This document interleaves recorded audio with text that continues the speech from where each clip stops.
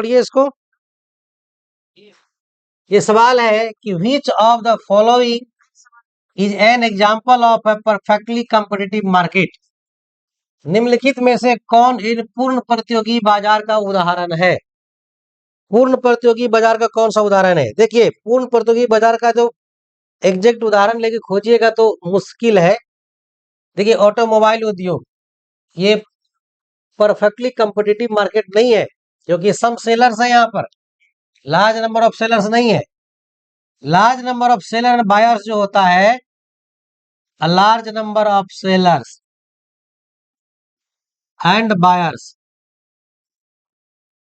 वो agri market में ही होता है। यहाँ फ्यू नंबर ऑफ सेलर्स होगा। एयरलाइन इंडस्ट्री में, इलेक्ट्रिसिटी मार्केट में, बिजली बाजार में, इसमें क्या होता है कि लार्ज नंबर ऑफ सेलर नहीं होता है, सम सेलर्स होते हैं, फ्यू सेलर्स होते हैं। तो परफेक्ट कंपटीटिव मार्केट का सबसे बड़ा जो एजम्पशन है वो है कि जो क्रेता है, क्रेता और विक्रेता दोनों की संख्या जो है अत्यधिक होनी चाहिए, अधिक होनी चाहिए, क्रेता और विक्रेता दोनों। तो वो कृषि बाजार में ही संभव है। इसलिए ऑप्शन के हिसाब से यहाँ सही आंसर हमारा क्या होगा? सही आंसर हमारा बी होगा। कौन होगा? Agricultural market. चलिए नेक्स्ट सवालों पर चलते हैं। देखिए नेक्स्ट सवाल हमारा क्या है? नेक्स्ट सवाल पढ़ो उसको। देखिए नेक्स्ट सवाल हमारा है कि what is the shape of the demand curve in perfect competition, है ना? परफेक्ट कंपटीशन में डिमांड कर्व का शेप कैसा होगा? पूर्ण प्रतियोगिता में मांग वक्र का आकार कैसा होता है? ऑप्शन है ऊपर की ओर ढलान वाला, हॉरिजॉन्टल है, वर्टिकल है और नीचे की ओर ढलान वाला। देखिए एक्चुअल में होता क्या है, जो डिमांड कर्व होता है परफेक्टली कंपटीटिव मार्केट में, वो इस तरह से होता है।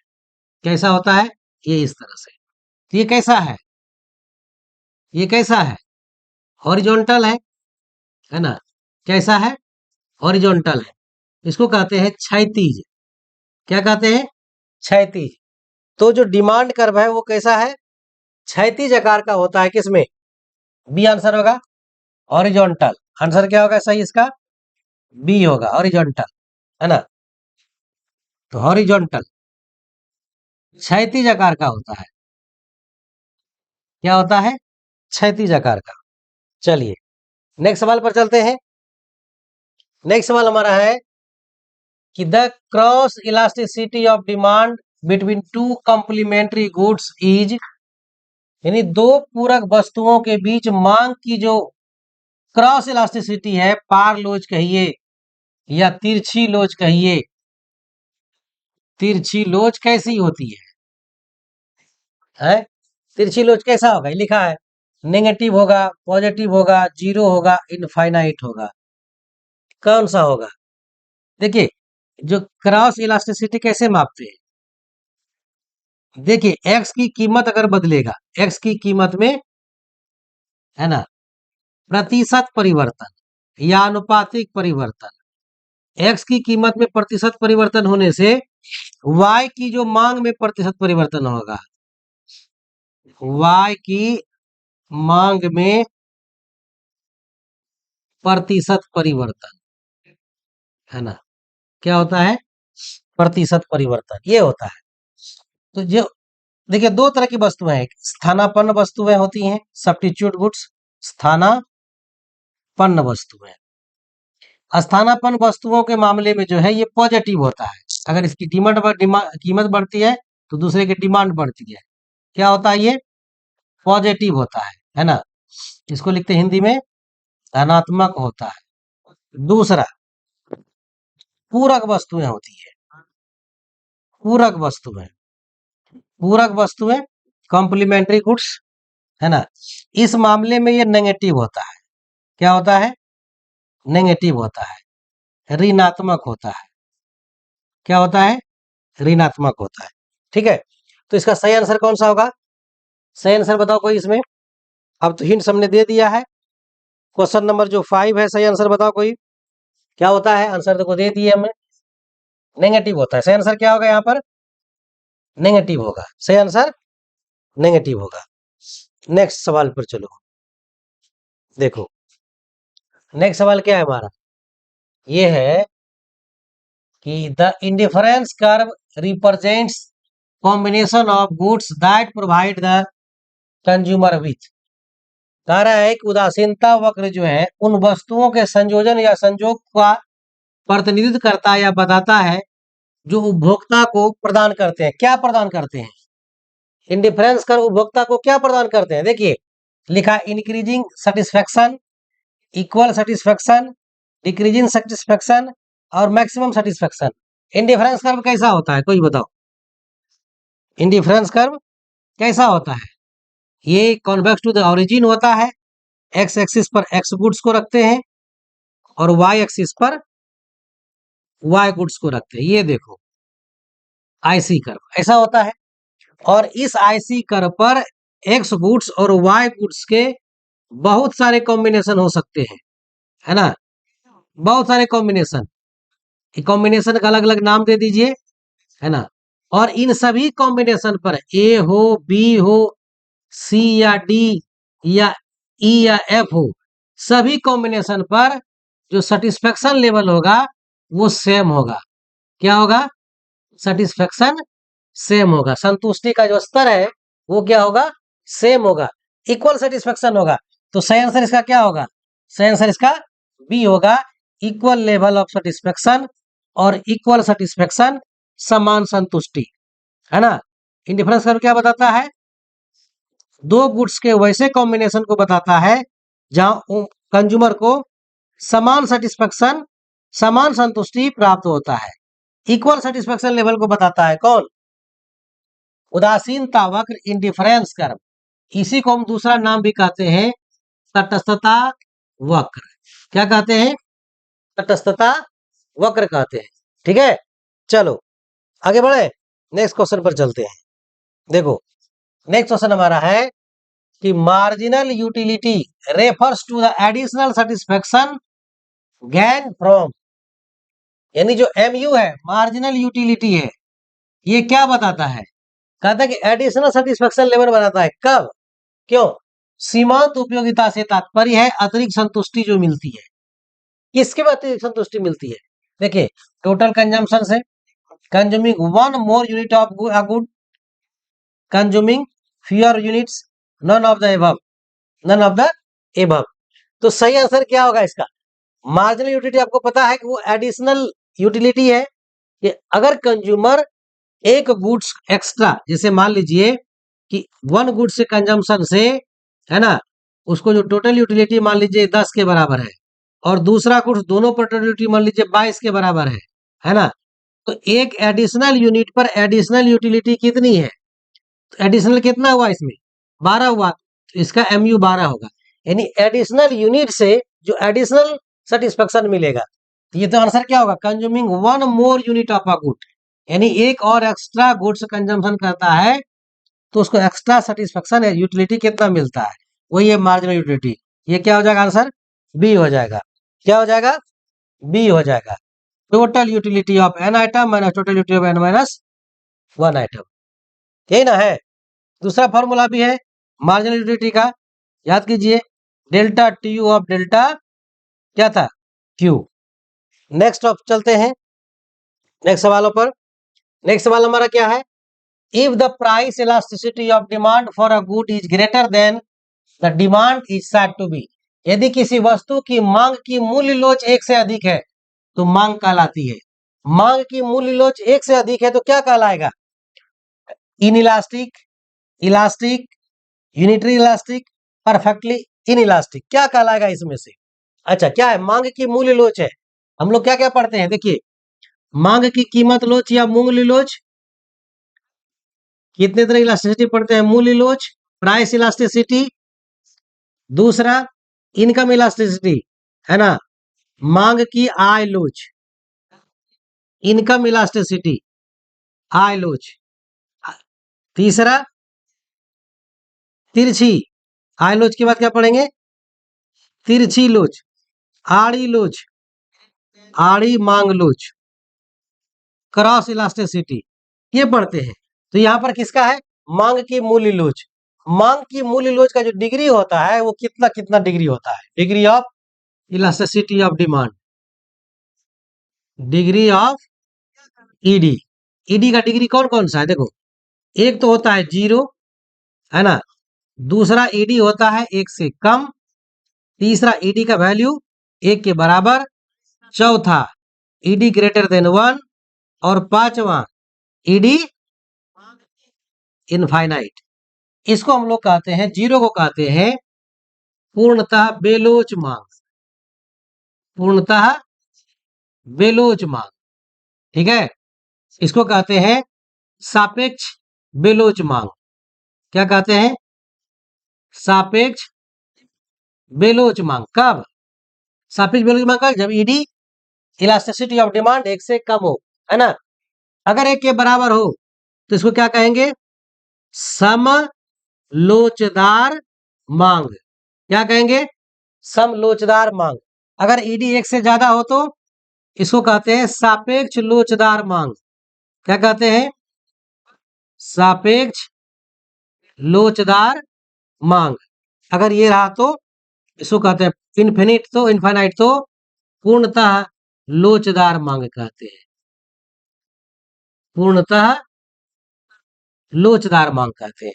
तो बताइए, ईडी अगर 1 से अधिक है तो वो कौन सा कहलाएगा? 1 से अधिक कहाँ? यहाँ। तो क्या कहलाएगा ये?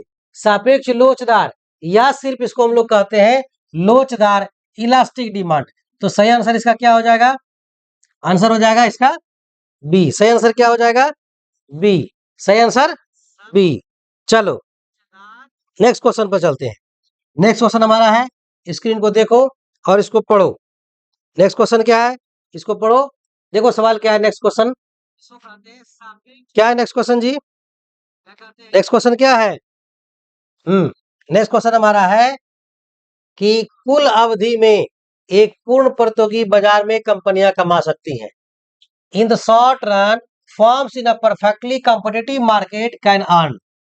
यानी शॉर्ट रन में एक परफेक्टली कॉम्पिटिटिव मार्केट में क्या हो सकता है? केवल सामान्य लाभ, नॉर्मल प्रॉफिट, नॉर्मल और एबनॉर्मल प्रॉफिट, केवल लॉसेस होगा और नन ऑफ द अबव। देखिए, शॉर्ट रन में कुछ भी हो सकता है कंपनी को। किसमें? शॉर्ट रन में कुछ भी हो सकता है। प्रॉफिट भी हो सकता है, लॉस भी हो सकता है। प्रॉफिट में दोनों, नॉर्मल भी हो सकता है और एबनॉर्मल भी हो सकता है। दोनों में किसी तरह का प्रॉफिट हो सकता है। तो ऑप्शन के हिसाब से सही आंसर क्या होगा? सही ऑप्शन होगा हमारा बी, नॉर्मल और एबनॉर्मल प्रॉफिट। क्या हो जाएगा?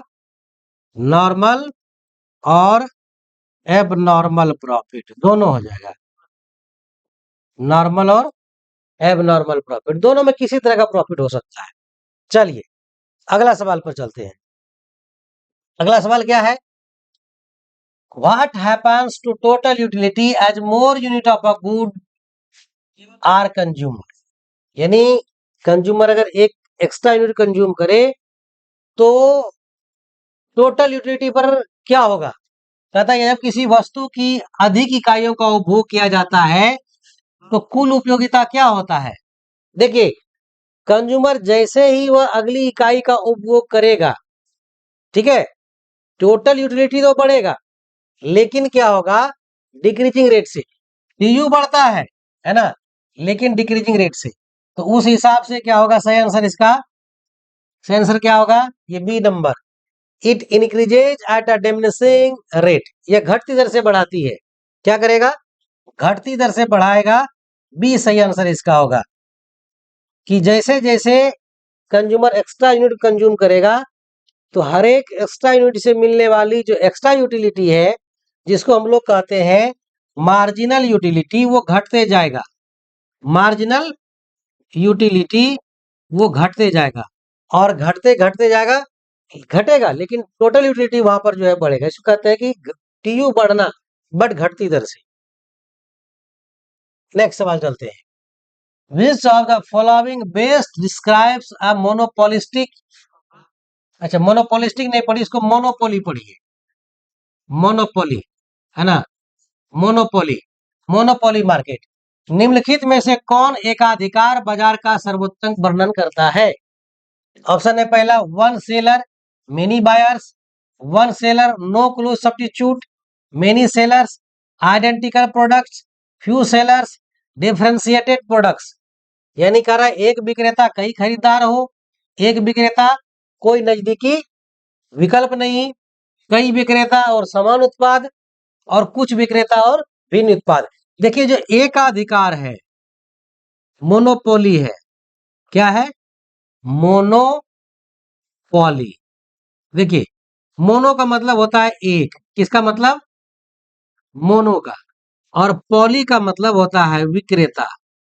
तो मोनोपोली में क्या होता है? सिंगल सेलर होता है। इसका मतलब क्या हो गया? एक ही बेचने वाला होगा, है ना, एक विक्रेता होगा। पहला क्या ऑप्शन होगा? मोनोपोली का मतलब जो शाब्दिक अर्थ है वो है एक बेचने वाला, तो एक विक्रेता हो गया। एक अकेला ऑप्शन नहीं है, उसके साथ और भी है कि वह जो गुड्स बेच रहा है उसका कोई क्लोज सब्स्टिट्यूट्स नहीं होगा। क्या नहीं होगा? क्लोज सब्स्टिट्यूट्स नहीं होगा। क्लोज सब्स्टिट्यूट्स का मतलब क्या है? उससे मिलती जुलती दूसरी वस्तुएं वहां पर जो है नहीं होगा। क्लोज सब्स्टिट्यूट गुड्स वहां पर नहीं होगा। ठीक है, तो सही आंसर इसमें कौन सा होगा? कोई बताओ, सही आंसर पर टिक लगाओ, है ना। सही आंसर कौन सा होगा? ये बी नंबर। आंसर कौन होगा? बी नंबर, वन सेलर और नो क्लोज सब्स्टिट्यूट, यानी मोनोपोली में एक विक्रेता और कोई नजदीकी विकल्प नहीं, वैसी वस्तुएं नहीं। नेक्स्ट पर चलते हैं। नेक्स्ट देखिए क्या है। In micro economics scarcity refers to, सूक्ष्म अर्थशास्त्र में दुर्लभता का क्या मतलब है? दुर्लभता को मालूम है? स्कार्सिटी क्या मतलब है? जो रिसोर्स अनलिमिटेड नहीं है, यानी लिमिटेड रिसोर्स है। देखिए इसमें ऑप्शन है एक्सेस सप्लाई, यानी अतिरिक्त आपूर्ति, लिमिटेड रिसोर्सेज सीमित संसाधन, अनलिमिटेड डिमांड और सीमित मांग, सरप्लस प्रोडक्शन अधिशेष। देखिए स्कार्सिटी का मतलब क्या है? स्कार्सिटी जिसको हिंदी में लिखते हैं सीमित या अभाव, है ना, अभाव, लिमिटेड, इसका मतलब क्या है? लिमिटेड। तो स्कार्सिटी है लिमिटेड रिसोर्सेस का मतलब क्या है? Limited resources. सही आंसर क्या होगा यहाँ पर? बी हमारा यहाँ पर सही आंसर हो जाएगा। लॉक कर दो बी को, बी क्या हो जाएगा? सही आंसर हो जाएगा। ठीक है, चलो नेक्स्ट सवाल पर चलते हैं। चलो नेक्स्ट सवाल देखो, काफी इंपॉर्टेंट सवाल। नेक्स्ट सवाल क्या है?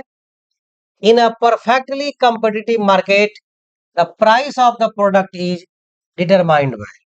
क्या कह रहा है कि यदि परफेक्टली कंपिटिटिव मार्केट हो तो प्राइस जो है वो किसी गुड्स का कैसे डिटरमाइंड होगा? कहता पूर्ण प्रतियोगी बाजार में उत्पाद की कीमत किसके द्वारा निर्धारित होती है? किसके द्वारा?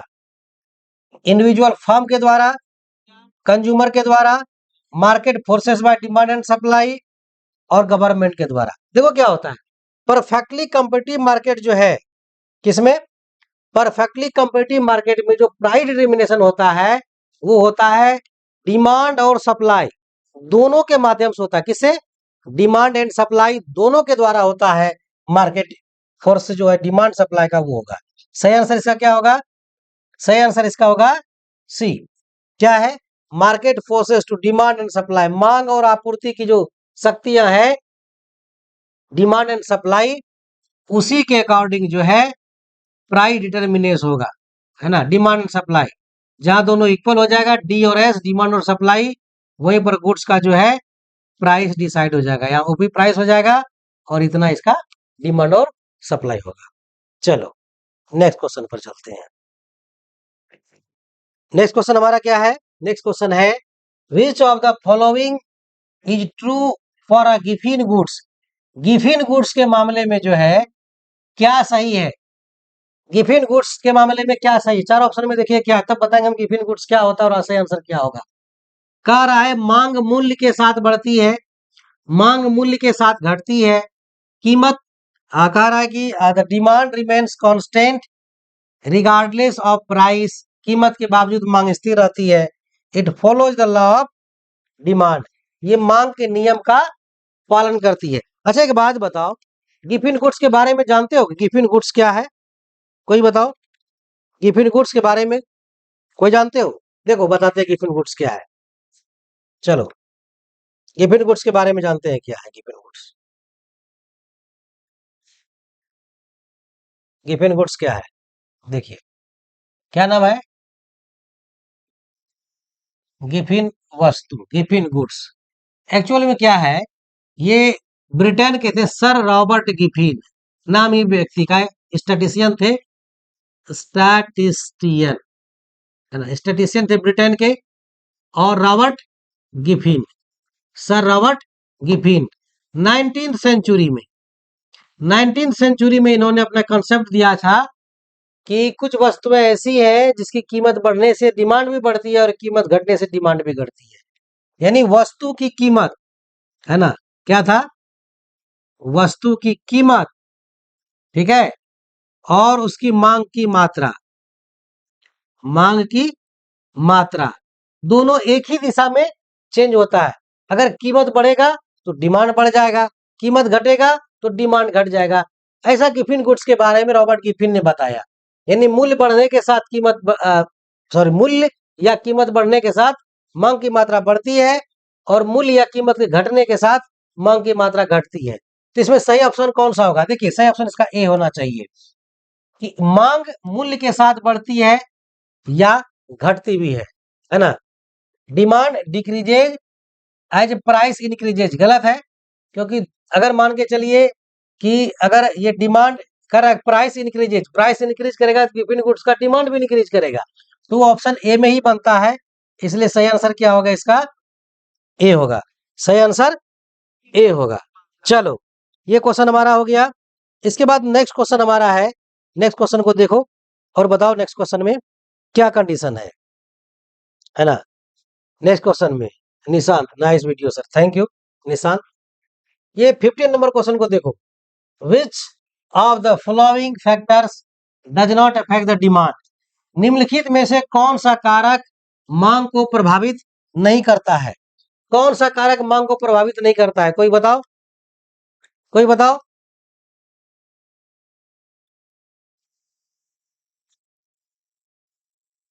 कौन सा फैक्टर है, वस्तु की कीमत, उपभोक्ता की आय, उत्पादन की लागत, प्रतिस्थापन की कीमत। सही आंसर क्या होगा, देखो मांग को जो प्रभावित करने वाला कारक है ये कीमत भी है, कंज्यूमर का इनकम भी है और प्राइस ऑफ सब्स्टिट्यूट गुड्स भी है। कौन प्रभावित नहीं करता है कि कॉस्ट कितना है, कॉस्ट ऑफ प्रोडक्शन, ये सप्लाई को प्रभावित करता है ना। आंसर क्या होगा, सही आंसर होगा इसका सी। याद करो सेटिरस पेरिबिस है ना, जब हम मांग के नियम में क्या कहते हैं, अन्य बातों के समान रहने पर, अन्य बातों के समान रहने पर है ना, वस्तु की कीमत और मांग में, कीमत और मांग की मात्रा में विपरीत संबंध होता है। तो अन्य बातों में ये कीमत भी आती है, वस्तु की आय है ना, प्रतिस्थापन, ये सारी चीजें उसका हैबिट, प्रेफरेंस, टेस्ट सब आता है। तो यहाँ पर सही आंसर इसका जो होगा वो होगा हमारा सी होगा। सी में क्या है कि कॉस्ट ऑफ प्रोडक्शन, इससे जो है मांग जो है कंज्यूमर का डिपेंड नहीं करता है। चलो नेक्स्ट नंबर सवाल को देखते हैं, है ना।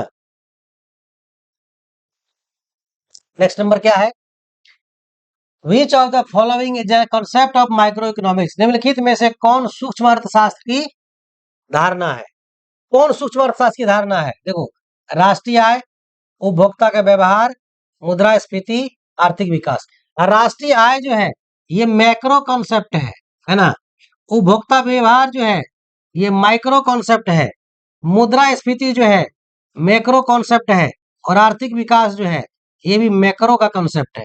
तो आपका आंसर कौन सा होगा, आंसर हमारा यहाँ पर बी होगा। कौन सा आंसर होगा, बी, ठीक है। चलो नेक्स्ट सवाल पर चलते हैं। नेक्स्ट सवाल देखो क्या है और जल्दी से इसका आंसर बताओ। नेक्स्ट सवाल का आंसर बताओ। कह रहा है कि in the law of demand when the price of a good increase the quantity demanded will, यानी मांग के नियम में जब किसी वस्तु की कीमत बढ़ती है तो मांग की मात्रा क्या होती है, कीमत बढ़ने से मांग की मात्रा क्या होती है, लॉ ऑफ डिमांड पढ़े हैं, क्या कहता है, कीमत बढ़ेगा कि मांग की मात्रा घटती है। सीधा इसका आंसर हो गया बी, क्या होगा, मांग की मात्रा घटती है। इसमें कोई समझाने की आवश्यकता नहीं। चलिए नेक्स्ट सवाल पर चलते हैं।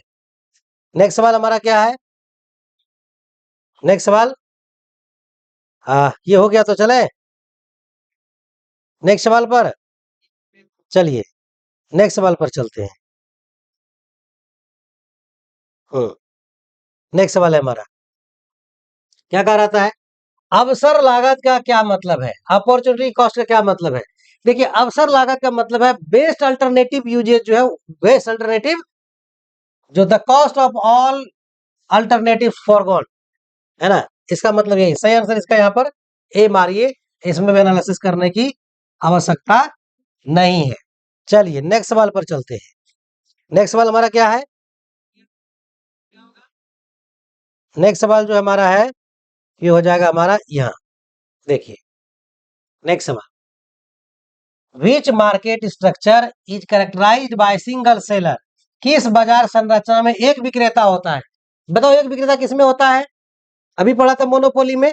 मोनोपोली में एक विक्रेता होता है, एक ही बेचने वाला होता है ना। तो इसका सही आंसर है मोनोपोली, एकाधिकार, है ना। आंसर सही इसका क्या होगा? एकाधिकार। कौन सा आंसर होगा? सी। सी में क्या है? एकाधिकार। ठीक है, इसका सही आंसर क्या होगा? एकाधिकार। चलो उसके बाद चलते हैं नेक्स्ट सवाल पर। देखो नेक्स्ट सवाल हमारा क्या है, कोई बताओ। देखो, in the short run forms in the perfect competition can make, लघु अवधि में पूर्ण प्रतियोगी कंपनियां बना सकती है। यानी शॉर्ट रन में जो परफेक्ट कंपटीटिव मार्केट उसमें क्या हो सकता है? क्वेश्चन हमने एक बार देखा है, दोनों क्या होगा? बी नंबर, नॉर्मल प्रॉफिट और एबनॉर्मल प्रॉफिट, कुछ भी हो सकता है। ठीक है, चलो नेक्स्ट सवाल पर देखते हैं। नेक्स्ट सवाल क्या है? नेक्स्ट सवाल है, मांग की मूल्य लोच उस परिवर्तन की माप करता है जो, मांग की मूल्य लोच क्या मापता है? कीमत में परिवर्तन का, है ना, कीमत में परिवर्तन का मांग पर प्रभाव को मापता है। चलो नेक्स्ट सवाल चलते हैं। नेक्स्ट सवाल ये लघु अवधि वाला है ना जी। नेक्स्ट सवाल देखो क्या है, एक नीचे की ओर झुका हुआ मांग वक्र क्या बताता है? देखो मांग वक्र जो है ये ऐसे डिमांड कर्व होता है, डीडी नीचे की ओर झुका हुआ, ये क्या बताता है? बढ़ते प्रतिफल को, सीमांत उपयोगिता में कमी का नियम, आपूर्ति का नियम, कोई नहीं। देखो ये क्या बताता है? ये डिमिनिशिंग मार्जिनल यूटिलिटी को बताता है, डिमांड कर्व जो नेगेटिव स्लोप है। तो इसका सही आंसर यहाँ पर क्या हो जाएगा? बी हो जाएगा। ठीक है, सही आंसर इसका बी। नेक्स्ट सवाल पर चलते हैं। नेक्स्ट सवाल कौन सा होगा, इसको देखते हैं कि नेक्स्ट सवाल हमारा क्या होता है ना। नेक्स्ट सवाल क्या कह रहा है? सीमांत marginal cost is defined as, सीमांत लागत को परिभाषित किया जाता है। सीमांत लागत यानी मार्जिनल कॉस्ट को किससे प्रभावित क्या है? परिभाषित किया जाता है। Total cost divided by output, देखो ये एवरेज कॉस्ट हो जाता है। Total revenue minus total cost, ये प्रॉफिट को दिखाता है, total revenue minus total cost. Change in total cost due to change in output, है ना। क्या है? Change in total cost. देखो ऐसे निकालते हैं, MC TCN minus TCN minus 1, ये क्या निकलता है? MC n, marginal cost of nth unit. ये क्या बताता है कि एडिशनल आउटपुट के लिए एडिशनल कॉस्ट कितना लगेगा। यानी कि change in total cost due to change in output, यानी आउटपुट को चेंज करने से टोटल कॉस्ट कितना चेंज होता है, उसी को बताता है कौन? Marginal cost. उत्पादन में परिवर्तन के कारण जो होता है वो बताता है आपका, ये कौन बताएगा? कौन बताएगा? Marginal cost. कहता है in perfectly competitive market firms are, पूर्ण प्रतियोगी बाजार में कंपनियां होती हैं। मूल्य निर्धारक मतलब प्राइस मेकर, प्राइस टेकर, एकाधिकारी एकाधिकारवादी, नन ऑफ दी। देखो परफेक्ट कंपटीशन में दो बातें हैं, एक फर्म है और एक उद्योग है। कौन? उद्योग। परफेक्ट कंपटीशन में उद्योग क्या करता है? कीमत निर्धारण करता है। किसके लिए? या कहिए मांग और पूर्ति के हिसाब से कीमत निर्धारित होती है। और फर्म जो है कीमत को स्वीकार करती है, कीमत को स्वीकार करती है। फर्म प्राइस टेकर होता है। फर्म क्या होता है? Price taker. उद्योग क्या होता है? Price maker. तो यहां पर सही आंसर क्या होगा फर्म के बारे में कि वह प्राइस टेकर होता है। सही आंसर क्या हो जाएगा यहां पर हमारा? बी हो जाएगा। ठीक है, चलिए नेक्स्ट सवाल पर चलते हैं। नेक्स्ट सवाल हमारा क्या है? निम्नलिखित में से कौन सार्वजनिक वस्तु है का उदाहरण है? Which of the following is an example of public goods. Public goods और देखिए गुड्स, पब्लिक गुड्स और प्राइवेट गुड्स। क्या होता है? प्राइवेट गुड्स, है ना। पब्लिक गुड्स को क्या कहेंगे? सार्वजनिक वस्तु कहेंगे, है ना। सार्वजनिक संपत्ति को नाम सुने हो ना जी? क्या होता है? सरकारी संपत्ति, सार्वजनिक वस्तु, और ये होता है निजी वस्तु। तो बताओ इसमें उदाहरण में से कौन सा सार्वजनिक वस्तु है, सरकार के अधिकार क्षेत्र का है? देखिए, नेशनल डिफेंस, भोजन, कपड़ा और कार। तो ये इसका आंसर होगा यहाँ पर नेशनल डिफेंस। सही आंसर क्या होगा इसका? कमेंट बॉक्स में जल्दी बताओ। सही आंसर ए होगा। ठीक है, चलो नेक्स्ट सवाल पर चलते हैं। नेक्स्ट सवाल हमारा क्या होगा? नेक्स्ट सवाल देख लो अपने स्क्रीन, तुम्हारे स्क्रीन पर है। निम्नलिखित में से कौन सा एक व्यापक अर्थशास्त्र का अवधारणा है? Which of the following is a micro economic concept? Micro economic concept, देखिए कॉन्सेप्ट ने पढ़ा था माइक्रो और मैक्रो का। तो माइक्रो यानी समष्टि, समष्टि या व्यापक अर्थशास्त्र का कॉन्सेप्ट कौन सा है? समष्टि या व्यापक अर्थशास्त्र का कॉन्सेप्ट यहां पर कौन सा है? चलो ऑप्शन है राष्ट्रीय आय, मांग और आपूर्ति, उपभोक्ता व्यवहार, उत्पादन की लागत। बताओ कौन सा है माइक्रो यानी समष्टि कॉन्सेप्ट?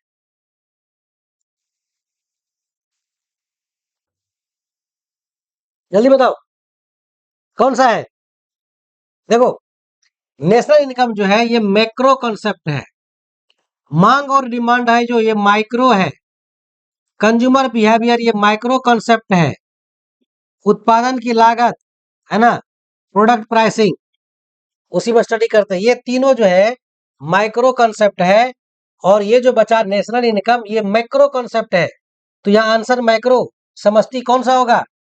ए होगा, राष्ट्रीय आय, नेशनल इनकम। क्या हो जाएगा? राष्ट्रीय आय, नेशनल इनकम हो जाएगा, है ना। चलो ये हो गया तुम्हारा। अब चलो नेक्स्ट पर चढ़ा। देखो नेक्स्ट सवाल हमारा क्या है? नेक्स्ट सवाल, इस सवाल को पढ़ो और बताओ क्या सवाल है। निम्नलिखित में से कौन सा एक व्यापक अर्थशास्त्र का अवधारणा है? ये हो गया, ये क्वेश्चन देख लिया। उसके बाद जो नेक्स्ट क्वेश्चन है ये है सकल घरेलू उत्पाद मापता है जी। ये जो गुड्स एंड सर्विस टैक्स है, सॉरी माफ करना, ये जीडीपी, ये जीडीपी का फुल फॉर्म क्या होगा? Gross domestic product, gross domestic product. और एक होता है जीएसटी। जीएसटी का मतलब क्या है?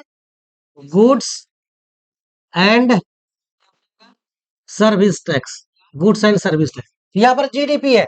जीडीपी हिंदी में कहते हैं सकल घरेलू उत्पाद। इसका मतलब क्या होता है? देखो, सकल घरेलू उत्पाद क्या होता है कि एक देश के अंदर एक साल में कितने फाइनल गुड्स एंड सर्विसेज का उत्पादन हो, उसका वैल्यू को जीडीपी कहते हैं। तो इसका सही आंसर कौन सा होगा? देश के भीतर उत्पादित वस्तुओं और सेवाओं का कुल मूल्य, है ना, एक साल में। The value of goods and services produce with in a country in a given period और गिवन टाइम पीरियड, है ना। एक निश्चित अवधि में, एक साल में एक देश के अंदर कितनी अंतिम goods and final goods and services production हुआ, उसके वैल्यू को हम क्या कहते हैं? जीडीपी। सही आंसर इसका क्या होगा? सही आंसर इसका होगा बी, है ना। चलो नेक्स्ट पर चलते हैं। नेक्स्ट सवाल हमारा क्या है? मुद्रास्फीति का क्या मतलब है? देखो, मुद्रास्फीति को कहते हैं महंगाई, महंगाई, है ना, महंगाई। क्या कहते हैं? महंगाई मुद्रास्फीति को, है ना। गाना सुना होगा, सैया तो खूबे कमात है, महंगाई डाइन खाए जाते हैं।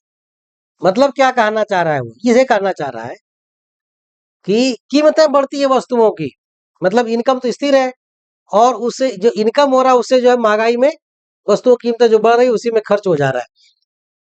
तो मुद्रास्फीति में क्या होता है? ऑप्शन है कि मूल्य स्तर में गिरावट, महंगाई में मूल्य क्यों घटता है क्या?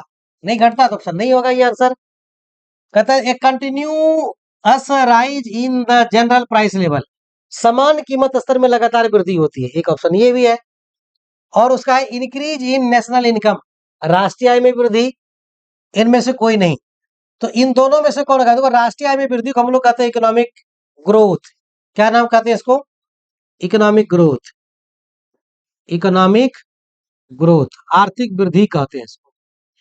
तो देखो होता क्या है मुद्रास्फीति में, समान मूल्य स्तर जो है, जनरल प्राइस लेवल है जो है वो लगातार कंटिन्यूअस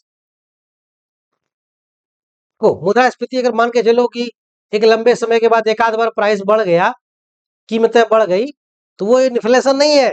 अगर कीमतें लगातार बढ़ते जा रही हैं तो वह इन्फ्लेशन है, वह महंगाई है ना।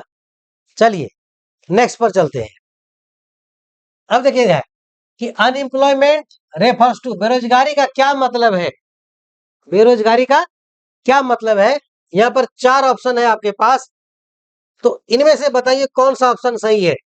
कह रहा है कि एक ऐसी स्थिति जिसमें मौजूदा वेतन पर काम करने के इच्छुक लोग नौकरी नहीं पा सकते, यानी कि ऐसा व्यक्ति जो बाजार में जो कीमत प्रचलित है, मजदूरी प्रचलित है, जो मिल रहा है उस पर काम करने को तैयार है, लेकिन उसको काम नहीं मिल रहा है। मतलब जो उसको मजदूरी मिलना है उस मजदूरी पर ही काम करने को तैयार है, चाहे कम मजदूरी हो ज्यादा मजदूरी हो, जो बाजार में चल रहा है उसी पर, लेकिन फिर भी काम नहीं मिल रहा है, एक ऑप्शन। दूसरा है जो लोग काम नहीं करना चाहते हैं। तीसरा है बीमारी के कारण काम नहीं करने वाले लोग। चौथा है सभी। किसको बेरोजगार मानेंगे? देखो बेरोजगार उसी को माना जाता है कि जिसको कि मान लीजिए कि बाजार में जो भी मजदूरी प्रचलित है, जो भी मजदूरी की रेट चल रहा है, उस मजदूरी दर पर अगर व्यक्ति काम करने को रेडी है, काम की तलाश में है, लेकिन उसको काम नहीं मिलता है, तब वह बेरोजगारी कही जाएगी। तो इसका सही आंसर कौन सा होगा? सही आंसर होगा ए नंबर, एक ऐसी स्थिति जिसमें मौजूदा वेतन पर काम करने के इच्छुक लोग नौकरी नहीं पा सकते, खोज रहा है लेकिन मिल नहीं रहा है। A situation where people willing to work at prevailing wages cannot find jobs. Answer सही क्या होगा इसका? सही आंसर ए। हमारा वीडियो अच्छा लगा तो लाइक जरूर कर देना।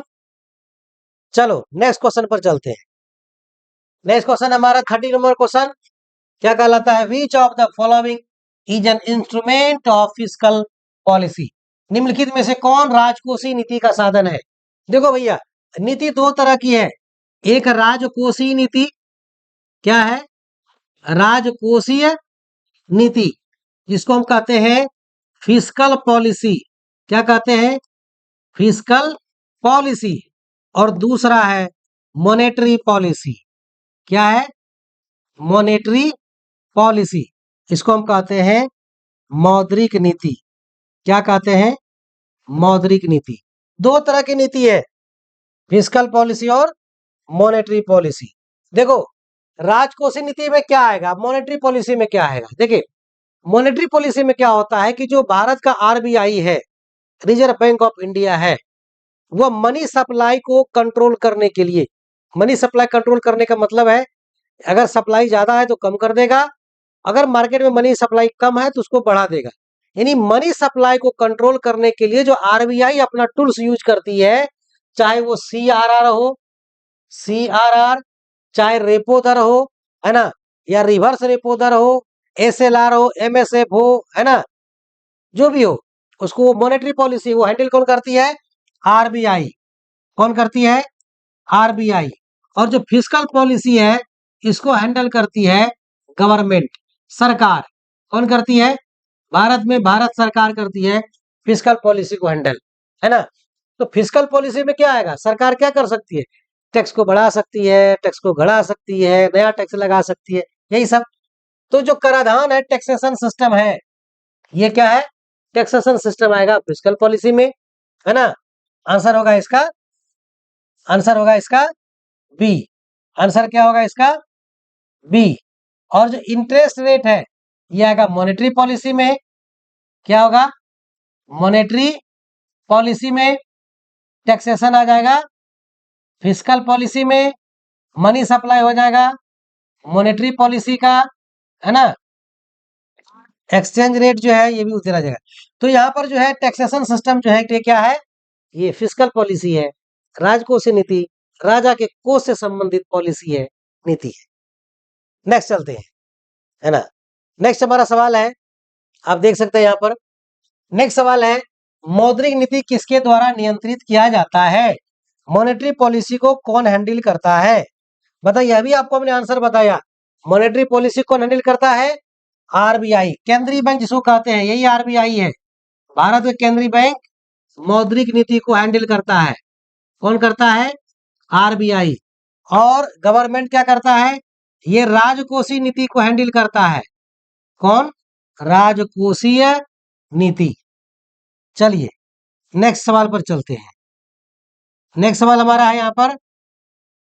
नेक्स्ट सवाल देखिए क्या है, व्यापार घाटा कब होता है? अ ट्रेड डेफिसिट को अकर्स व्हेन निर्यात आयात से ज्यादा होता है। निर्यात को एक्स से, आयात को एम से डिनोट करते हैं। निर्यात आयात से ज्यादा होता है या आयात निर्यात से अधिक होता है, एम ग्रेटर देन एक्स। या फिर राष्ट्रीय आय जो है राष्ट्रीय व्यय से अधिक होती है, और नन ऑफ द अबव। देखो होता क्या है, ये जो ट्रेड डेफिसिट है ये क्या होता है? जब हमारा आयात क्या होता है? आयात निर्यात से ज्यादा हो जाए, निर्यात से अधिक हो जाए, तब ये ट्रेड डेफिसिट का कहानी हो जाता है, व्यापार घाटा का सिचुएशन हो जाता है। ठीक है, चलिए नेक्स्ट सवाल पर चलते हैं। नेक्स्ट सवाल हमारा है यहाँ पर, निम्नलिखित में से कौन आर्थिक विकास का सूचक है?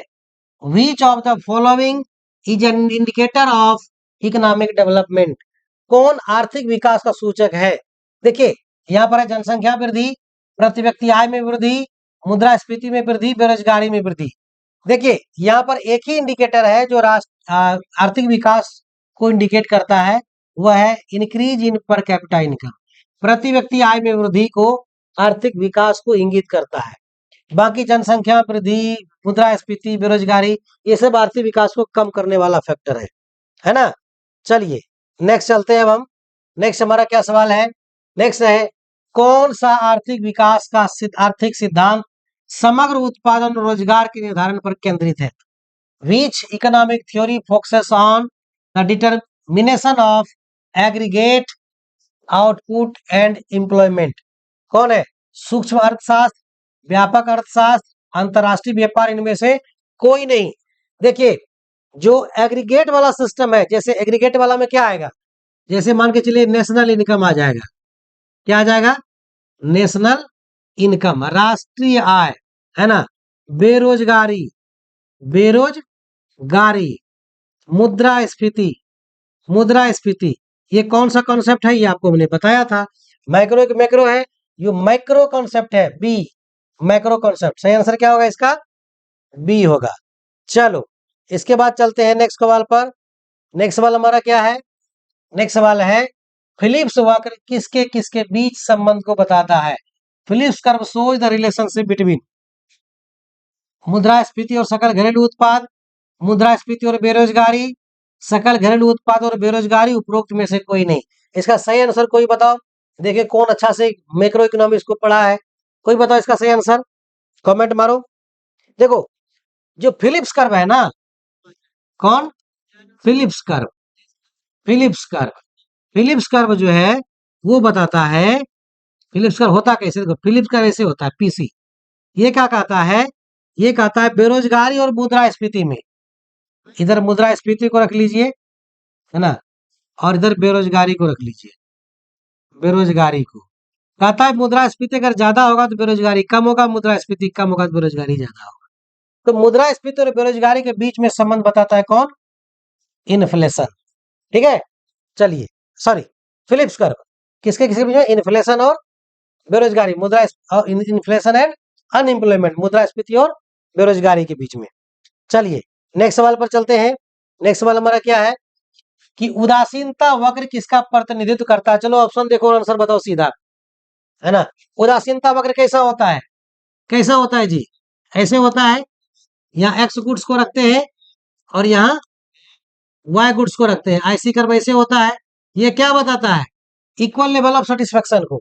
तो बताओ, combination of two goods give the consumers equal satisfaction, the supply curve of a good, the relationship between price and quantity demanded, है ना, और none of this, none of above. बताओ इसमें से कौन सा है, उदासीनता वक्र क्या बताएगा। आपको पता है उदासीनता वक्र दो गुड्स के कॉम्बिनेशन को बताता है जहां कंज्यूमर को इक्वल सेटिस्फेक्शन मिलता है, इक्वल लेवल ऑफ सेटिस्फेक्शन मिलता है। ठीक है, सही आंसर कौन सा होगा, ए होगा। सही आंसर ए हो जाएगा यहाँ पर, इसका answer A, combination of goods that give consumers equal satisfaction, है ना। चलो अच्छा है। उसके बाद नेक्स्ट सवाल देखो, निम्नलिखित में कौन राष्ट्रीय आय बढ़ाएगा। राष्ट्रीय आय कौन बढ़ाएगा, निवेश में कमी, निर्यात में वृद्धि, आयात में वृद्धि, खपत में कमी। राष्ट्रीय आय तभी बढ़ेगा जब हमारा निर्यात बढ़ेगा। सही आंसर कौन होगा, बी। राष्ट्रीय आय कैसे बढ़ेगा, जब निर्यात बढ़ेगा। राष्ट्रीय आय कैसे बढ़ेगा, जब निर्यात बढ़ेगा। चलो ठीक है, नेक्स्ट सवाल चलते हैं। नेक्स्ट सवाल हमारा क्या है, नेक्स्ट सवाल हमारा है कि समान मूल्य स्तर में कमी क्या कहा जाएगा। देखो मूल स्तर में अगर समान जनरल प्राइस लेवल बढ़ता है तो इन्फ्लेशन, घटता है तो डिफ्लेशन। तो बताओ इसमें सही आंसर कौन सा होगा, सही आंसर इसमें बी होगा, डिफ्लेशन। क्या कहलाएगा, अपस्फीति। चलो नेक्स्ट सवाल पर चलते हैं। नेक्स्ट सवाल क्या है हमारा, अर्थशास्त्र में सेटिरस परिबस, परिबस का अर्थ क्या है। सेटिरस परिबस का क्या अर्थ है, देखो नाम भले सेटिरस परिबस का मतलब क्या है, बहुत इंपॉर्टेंट है, बहुत इंटरेस्टिंग चीज है ये। जब हम लॉ ऑफ डिमांड पढ़ते हैं तो क्या कहते हैं, अन्य बातों के समान रहने पर किसी वस्तु की कीमत जब बढ़ेगी उसकी मांग की मात्रा घटेगी, और जब किसी वस्तु की कीमत घटेगी तो मांग की मात्रा बढ़ेगी। कब, जब अन्य बातें समान रहे।